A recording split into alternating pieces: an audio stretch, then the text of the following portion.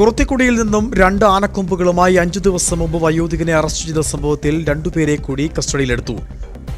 എളംപ്ലാശ്ശേരി സ്വദേശികളായ സതീഷ് ബാൽ എന്നിവരെയാണ് അറസ്റ്റ് ചെയ്തത്. ആവറുകുട്ടി ഭാഗത്ത് വനമേഖലയിൽ ആനയുടെ അവശിഷ്ടങ്ങളും കണ്ടെത്തി.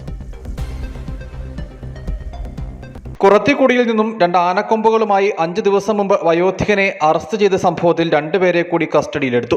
എളംപ്ലാശ്ശേരി സ്വദേശികളായ ഉണ്ണി എന്ന് വിളിക്കുന്ന സതീഷ്, ബാലൻ എന്നിവരെയാണ് അറസ്റ്റ് ചെയ്തത്. ആവറുകുട്ടി ഭാഗത്ത് വനമേഖലയിൽ ആനയുടെ അവശിഷ്ടങ്ങളും കണ്ടെത്തി. കുറത്തിക്കുടി സ്വദേശി പുരുഷോത്തമനെ ഇക്കഴിഞ്ഞ 8-ന് വനപാലകർ അറസ്റ്റ് ചെയ്തിരുന്നു. അന്ന് പുരുഷോത്തമനിൽ നിന്നും കണ്ടെടുത്ത ആനക്കൊമ്പ് ആവറുകുട്ടി ഭാഗത്തെ വനത്തിൽ നിന്നും ശേഖരിച്ചത് ബാലനാണ്.